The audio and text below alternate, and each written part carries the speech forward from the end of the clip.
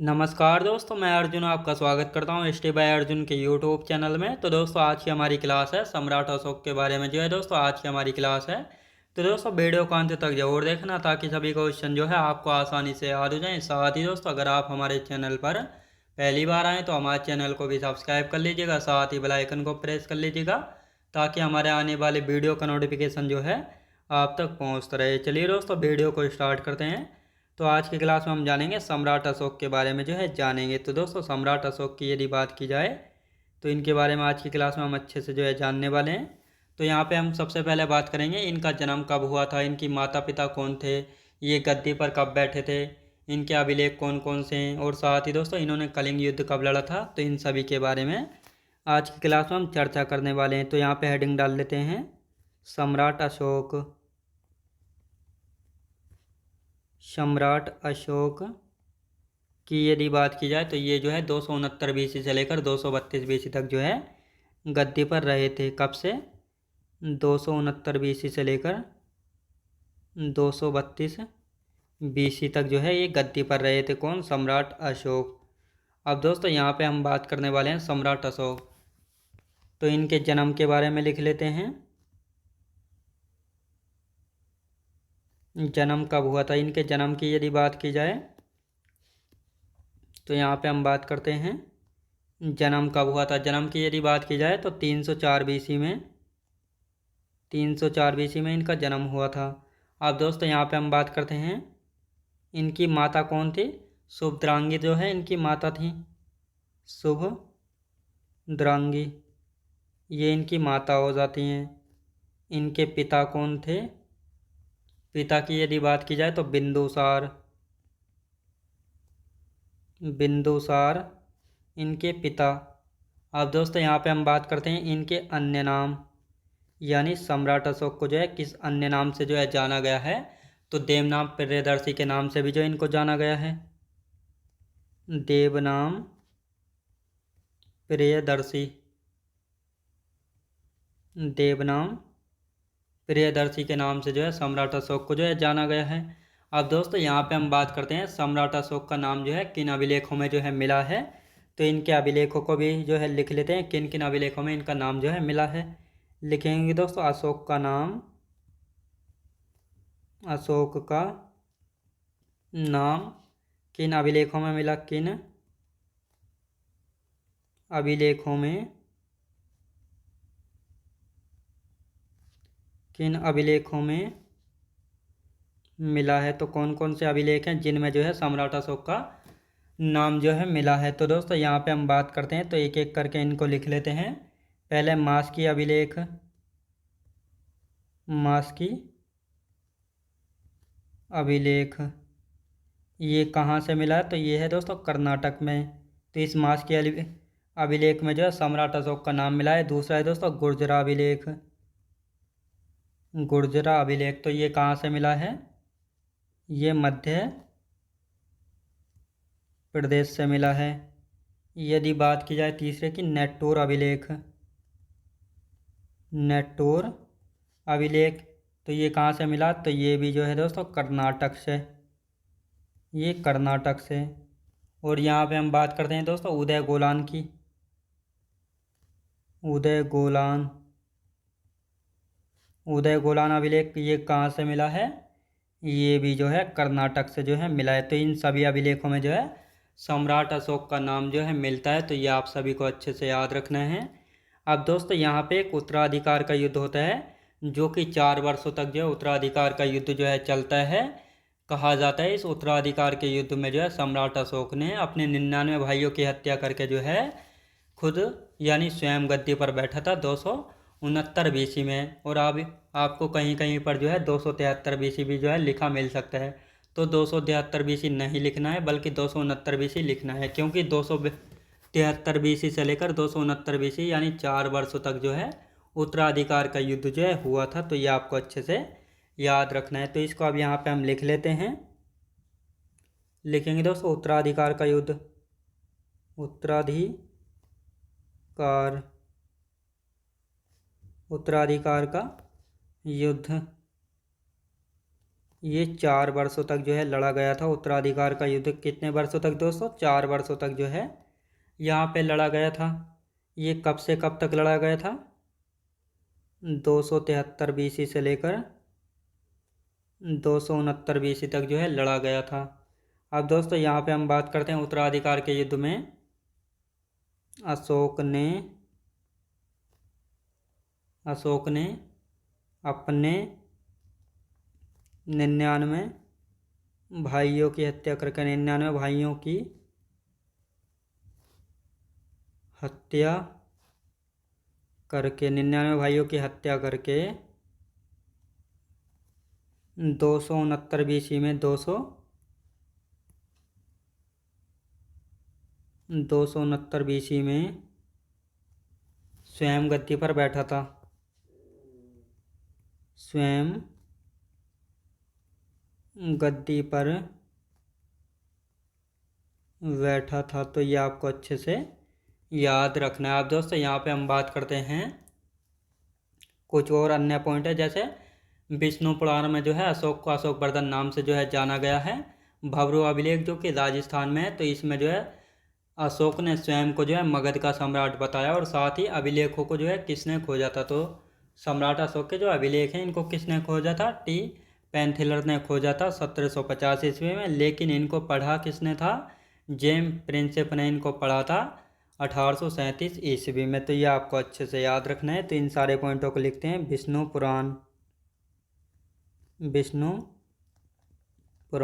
पुराण की यदि बात की जाए तो इसमें अशोकवर्धन नाम से जो है जाना गया है। अशोकवर्धन के नाम से जो है इनको जाना गया है। अब दोस्तों यहाँ पे हम बात करते हैं भब्रू अभिलेख की। भब्रू अभिलेख की यदि बात की जाए तो ये कहाँ पे? राजस्थान में है।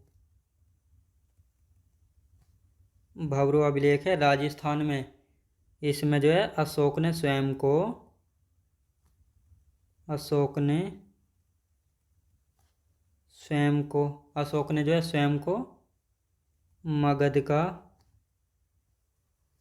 मगध का सम्राट बताया था।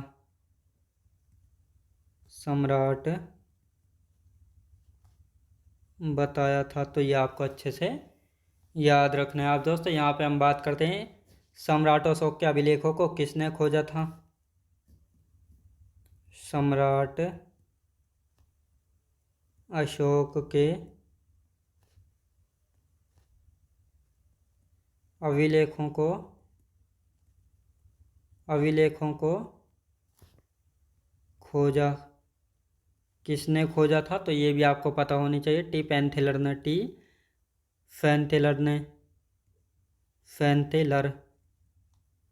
1750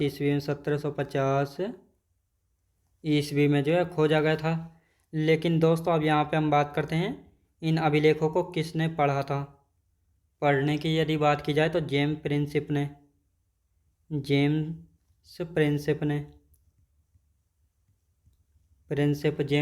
ने जो है इनको पढ़ा था 1837 ईस्वी में। याद रखें दोस्तों, ईस्वी में जो है इनको पढ़ा गया था। तो ये आपको अच्छे से यहाँ पे याद रखना है। अब दोस्तों यहाँ पे हम बात करते हैं अशोक के अभिलेखों की भाषा क्या थी। जो भारत में मिले हैं उनकी ब्राह्मी लिपि थी। जो पाक में मिले हैं खरोष्ठी लिपि। पाक से जो है 2 मिले थे, मानसेरा अभिलेख और शहबाजगढ़ी अभिलेख। साथ ही दोस्तों अफगानिस्तान में अरमाइक लिपि में। साथ ही एशिया माइनर जो कि तुर्की को कहा जाता था, तो यहाँ पर जो है ग्रीक या यूनानी लिपि में जो है मिले हैं। तो ये आपको अच्छे से याद रखना है। तो पहले अब इन पॉइंटों को लिख लेते हैं और इसके बाद जो है अच्छे से इनका रिवीजन करेंगे। अशोक के अभिलेख अशोक के अभिलेखों की भाषा क्या थी?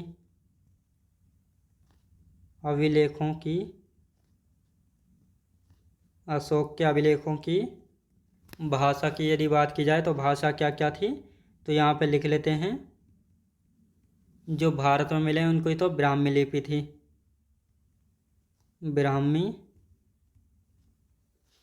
थी। अब दोस्तों यहाँ पर बात करेंगे जो पाकिस्तान में मिले हैं ये खरोष्ठी लिपि में थे।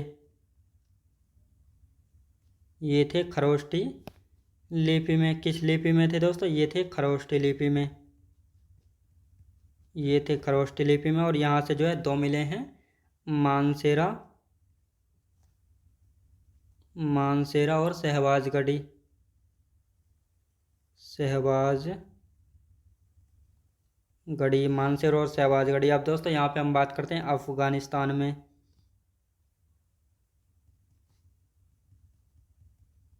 जोन से अफगानिस्तान में मिले हैं, ये अरमाइक लिपि में थे, अरमाइक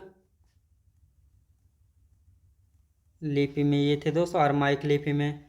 अब दोस्तों यहाँ पे हम बात करते हैं एशिया माइनर की। एशिया माइनर,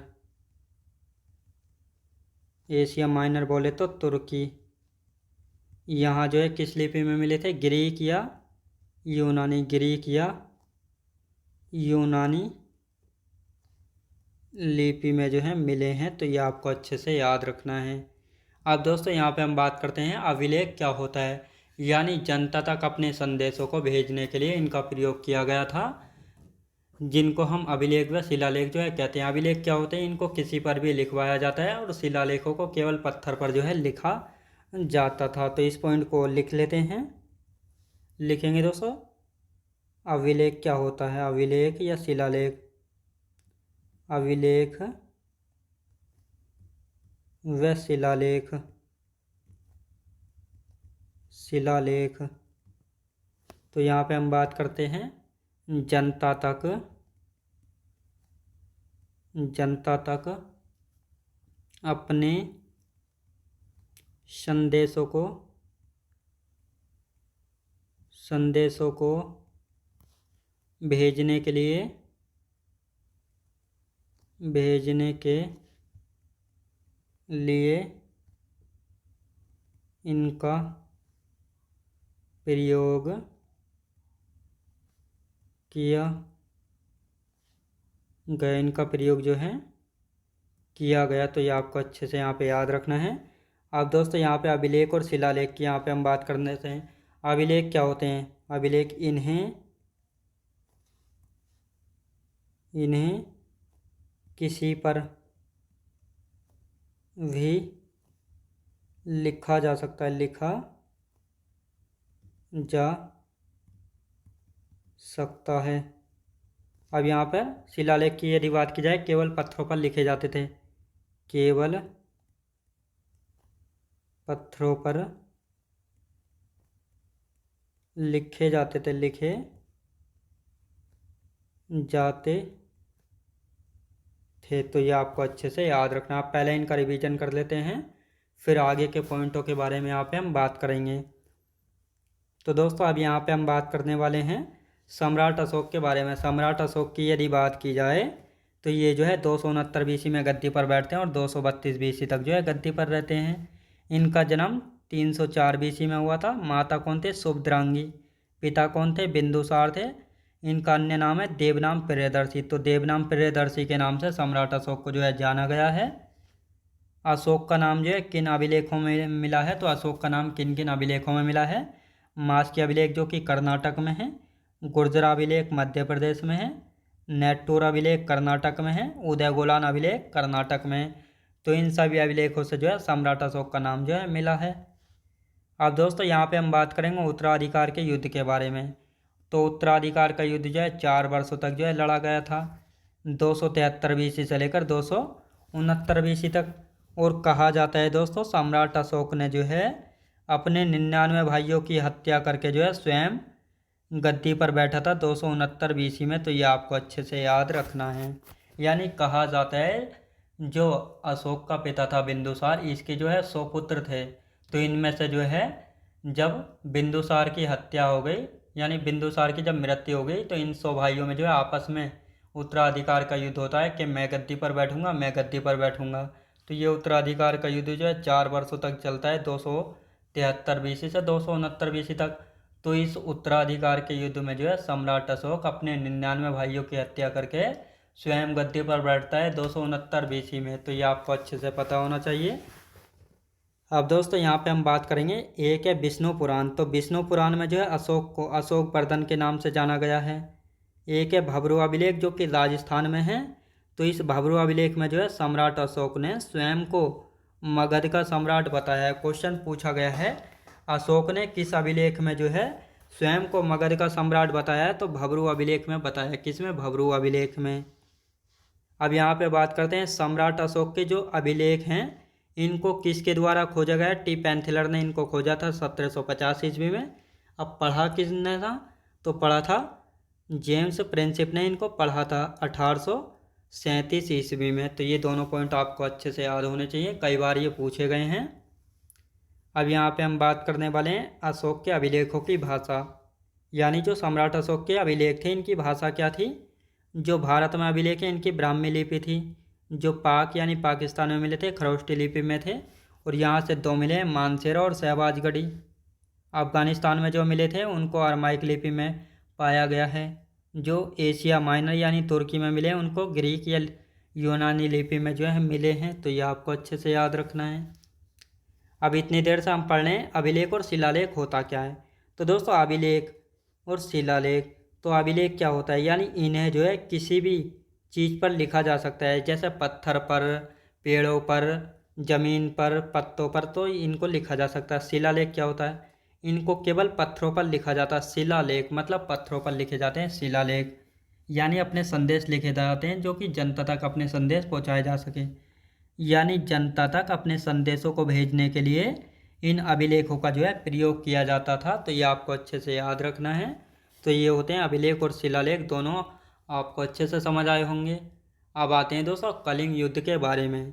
तो कलिंग युद्ध कब होता है, तो इसके बारे में हम यहाँ पे जानने वाले हैं। तो पहले सारे पॉइंट लिख लेते हैं, फिर अच्छे से इनको समझेंगे। तो लिखते हैं दोस्तों कलिंग युद्ध के बारे में। कलिंग युद्ध,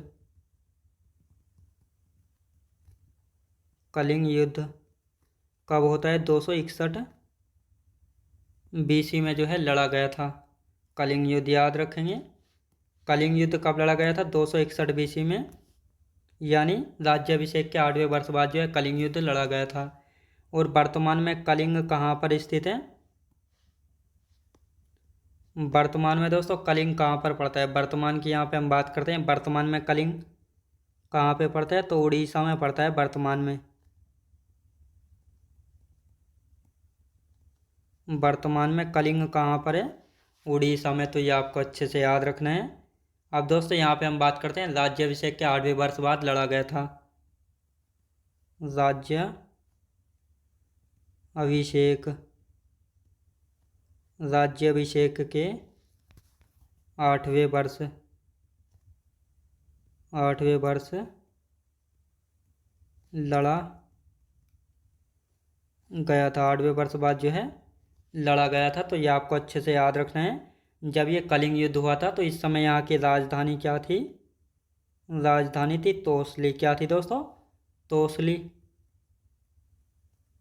तो यहाँ की राजधानी थी इस समय तोसली। तो ये भी आपको यहाँ पे पता होना चाहिए। अब यहाँ पे राजा कौन था? पद्मनाभ था। कौन था दोस्तों? पद्मनाभ, पद्मनाभ। अब यहाँ पे हम बात करते हैं दोस्तों किस नदी के किनारे जो है लड़ा गया था। तो नदी की भी यहाँ पे हम बात करने वाले हैं। नदी की यदि बात की जाए, दया नदी के किनारे, दया नदी के किनारे, दया नदी के किनारे लड़ा गया था ये कलिंग युद्ध। तो ये आपको अच्छे से यहाँ पे पता होना चाहिए। अब दोस्तों यहाँ पे हम बात करते हैं अशोक की नीति क्या थी, यानी अशोक की नीति क्या थी? भैरी घोष की नीति, यानी युद्ध की नीति थी। यानी युद्ध करो और किसी भी चीज़ को हासिल कर लो, तो ये इसकी नीति थी। तो लिखते हैं अशोक की नीति, अशोक की नीति। अशोक की नीति की यदि बात की जाए क्या थी? भैरी घोष की नीति, भैरी घोष की नीति। भैरी घोष की नीति मतलब युद्ध की नीति थी, युद्ध की नीति। तो पहले हम इनकी ये थ्योरी लिख लें और इसके बाद जो अच्छे से इनको समझेंगे। आप दोस्तों यहाँ पे हम बात करते हैं कलिंग युद्ध के बाद जो है धर्मघोष की नीति अपना ली और बाद में जो है अशोक ने बौद्ध धर्म को जो है अपना लिया था। तो लिखते हैं दोस्तों, लिखेंगे दोस्तों सम्राट अशोक ने, यानी अशोक ने कलिंग युद्ध के बाद, अशोक ने कलिंग युद्ध के बाद अशोक ने जो है कलिंग युद्ध के बाद धम्मघोष की नीति अपना ली थी। तो ये आपको अच्छे से याद रखना है। अब ये धम्मघोष की नीति क्या थी दोस्तों? धम्मघोष की नीति का मतलब है शांति की नीति। ये हो गया दोस्तों शांति की नीति। अब यहाँ पे हम बात करते हैं शांति की नीति। और अशोक ने जो है बौद्ध धर्म अपना लिया था। लिखेंगे दोस्तों, बौद्ध धर्म को अपना लिया था। बौद्ध धर्म अपना लिया था। बौद्ध धर्म अपना लिया था। तो ये आपको अच्छे से याद रखना, बौद्ध धर्म जो है अपना लिया था। अब दोस्तों यहाँ पे हम बात करेंगे कलिंग युद्ध का वर्णन अशोक के 13वें शिलालेख में मिलता है। कलिंग युद्ध का वर्णन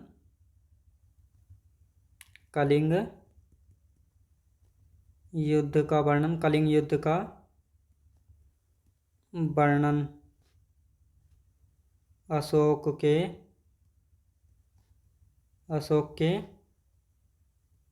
13वें शिलालेख में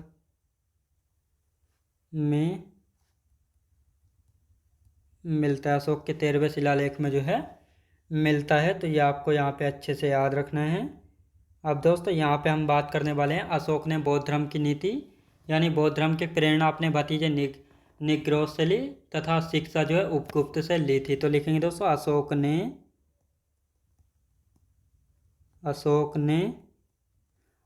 ने बौद्ध धर्म की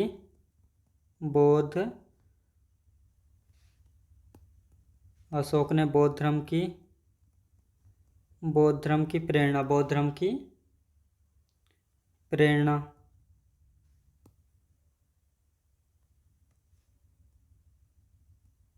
अशोक ने जो है बौद्ध धर्म की प्रेरणा किससे ली थी? तो इसको यहाँ पे लिखते हैं बौद्ध धर्म की प्रेरणा अपने भतीजे निग्रोध से ली थी। अपने भतीजे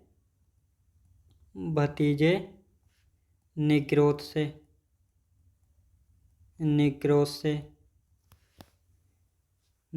से ली तथा शिक्षा उपगुप्त से ली थी। उपगुप्त से ली थी। तो ये आपको अच्छे से याद रखना है। तो दोस्तों ये था कलिंग युद्ध। अब इसको हम पहले समझ लेते हैं और इसके बाद जो आगे की यहाँ पे अब चर्चा करेंगे। कलिंग युद्ध को थोड़ा समझ लेते हैं ताकि आप सभी को अच्छे से याद हो जाए। कलिंग युद्ध दोस्तों, कलिंग युद्ध की यदि बात की जाए तो ये जो है 261 BC में जो है लड़ा गया था। वर्तमान में कलिंग कहाँ पे पड़ता है? वर्तमान में पड़ता है उड़ीसा में। और ये कलिंग युद्ध जो है सम्राट अशोक के राज्याभिषेक के कितने दिन बाद लड़ा गया था? तो राज्याभिषेक के 8वें वर्ष बाद यानी गद्दी पर बैठने के 8 वर्ष बाद जो है कलिंग युद्ध लड़ा गया था। तो ये आपको अच्छे से याद रखना है। और इस समय राजधानी क्या थी? तोसली थी। राजा कौन थे? पद्मनाभ थे। किस नदी के किनारे लड़ा गया था? दया नदी के किनारे पर ये कलिंग युद्ध जो है लड़ा गया था सम्राट अशोक के बीच और पद्मनाभ के बीच। अशोक की नीति क्या थी? भैरीघोष की नीति बोले तो युद्ध की नीति यानी युद्ध करो और किसी भी चीज़ को हासिल कर लो। कलिंग युद्ध के बाद जो है धम्मघोष की नीति अपना ली। धम्मघोष की नीति मतलब शांति की नीति। बौद्ध धर्म अपना लिया। और साथ ही दोस्तों कलिंग युद्ध का वर्णन जो है अशोक के 13वें शिलालेख में जो है मिलता है।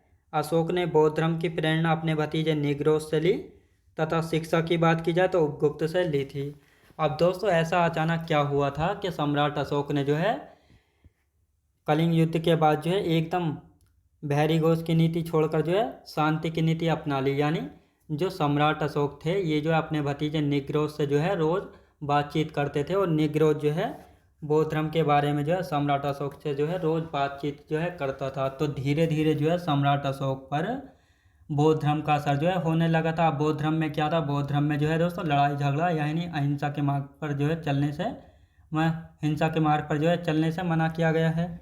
यानी बौद्ध धर्म में जो है लड़ाई झगड़े को जो है नहीं माना जाता यानी उनको जो है नहीं अपनाया जाता। अब जैसे धीरे धीरे सम्राट अशोक पर जो है बौद्ध धर्म का असर होने लगा और उसी बीच जो है ये कलिंग युद्ध होता है। कलिंग युद्ध में जो है लगभग 1 से 1.5 लाख लोगों की जो है मृत्यु हुई थी। जब अशोक ने देखा कि एक युद्ध में जब इतने सारे लोग मारे गए हैं तो मैंने इतने सारे युद्ध किए हैं उनमें जो है कितने सारे लोग जो है मारे गए हैं।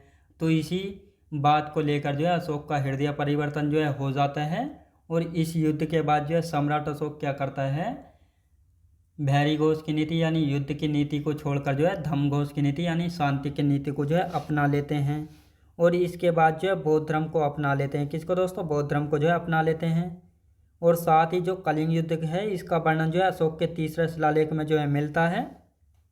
सम्राट अशोक ने जो है बौद्ध धर्म की जो प्रेरणा थी किससे ली थी, अपने भतीजे निग्रोध से ली थी। और ये निग्रोध किसका बेटा था, सुसीम का बेटा था, जो कि अशोक का बड़ा भाई था सुसीम। और सुसीम की भी हत्या किसने की थी, अशोक ने ही जो है की थी। लेकिन शिक्षा की यदि बात की जाए, बौद्ध धर्म की जो शिक्षा है अशोक ने किससे ली थी, उपगुप्त से ली थी। तो ये आपको अच्छे से याद रखना है। तो ये सारे पॉइंट आपको अच्छे से याद हो गए होंगे। अब यहाँ पे हम बात करते हैं अशोक की पत्नी कौन कौन थी, और अशोक ने जो है बौद्ध धर्म का प्रचार करने के लिए जो है किस किस को भेजा था। तो इन सभी के बारे में यहाँ पे हम चर्चा करने वाले हैं। तो लिखेंगे दोस्तों अशोक की पत्नी के बारे में। अशोक की पत्नी,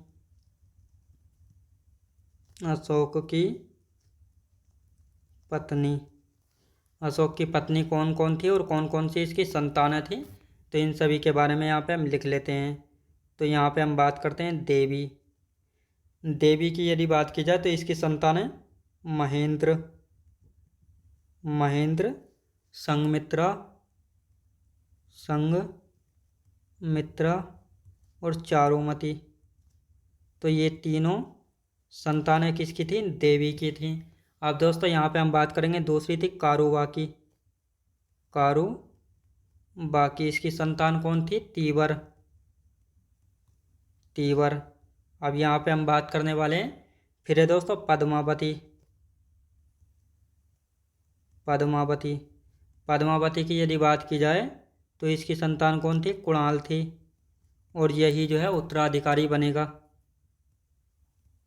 उत्तराधिकारी,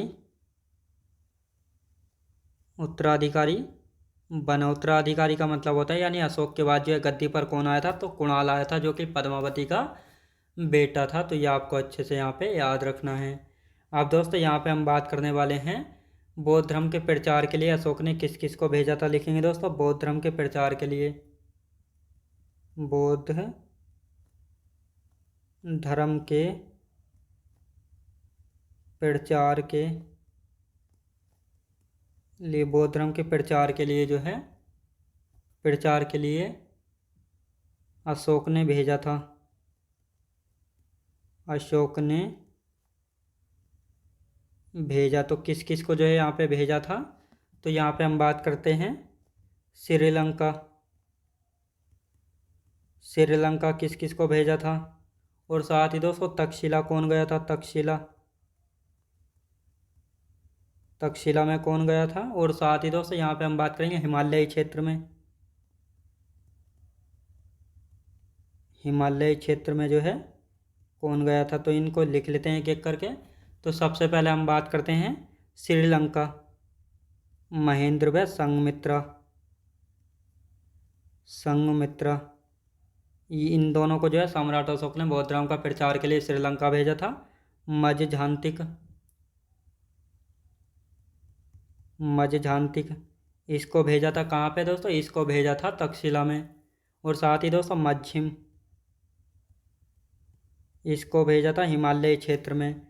तो दोस्तों अब यहाँ पे हम बात करने वाले हैं यानी अशोक की पत्नी देवी, जिसकी संतान है महेंद्र, संघमित्रा और चारुमती। कारुबा की इसकी संतान है तीवर, पद्मावती इसकी संतान है कुणाल, जो कि अशोक के बाद जो है राजा कौन बनेगा, ये कुणाल जो है बनेगा।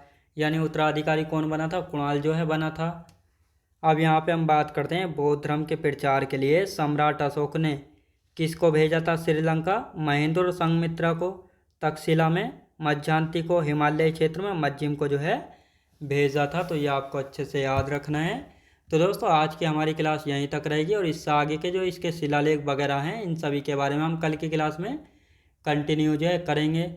तो दोस्तों मैं उम्मीद करता हूँ आपको वीडियो क्वालिटी, कंटेंट वगैरह सभी कुछ आपको पसंद आया होगा। पसंद आया तो लाइक शेयर और सब्सक्राइब करना बिल्कुल भी ना भूलें। साथ ही दोस्तों अगर आप हमारे चैनल पर पहली बार आएँ तो हमारे चैनल को भी सब्सक्राइब कर लीजिएगा, साथ ही बेल आइकन को प्रेस कर लीजिएगा ताकि हमारे आने वाले वीडियो का नोटिफिकेशन जो है आप तक पहुंचता रहे। चलिए दोस्तों, मिलते हैं नेक्स्ट वीडियोज़ में।